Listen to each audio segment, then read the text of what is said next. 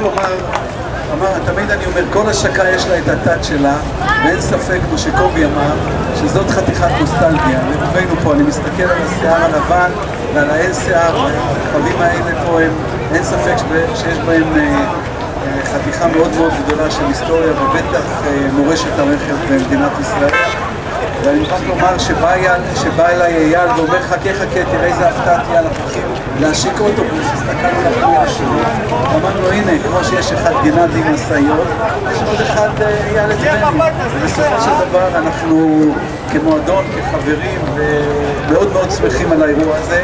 אני אומר עוד פעם תודה אמיתית לכל החבר'ה שכיבדו אותנו בנוכחותם, גם המכובדים עידן ואגד, גם כל חברי המפגש, ובאמת חברות אמיתית וחשובה.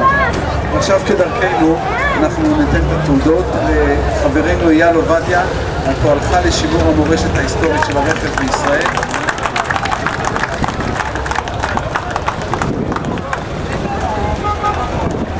ידידנו בני אספל, שכנראה נראה מה השיפוץ הבא שלו נראה מה הוא יפתיע אותנו, פועלך לשימור המורשת ההיסטורית של הרכב בישראל. זה מעט מדי לבני לטובת מה שהוא עושה למועדון, באמת מגיע לו כפיים. בני, תודה רבה.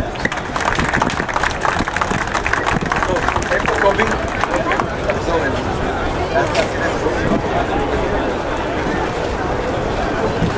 זה השקה אוטומטית, אני לא מתחיל לרדת לבד.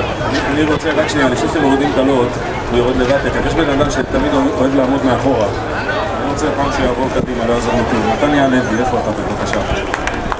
בוא הנה, מתניה, בוא הנה. בוא. לא עושים השקה עוד, רגע, בוא הנה.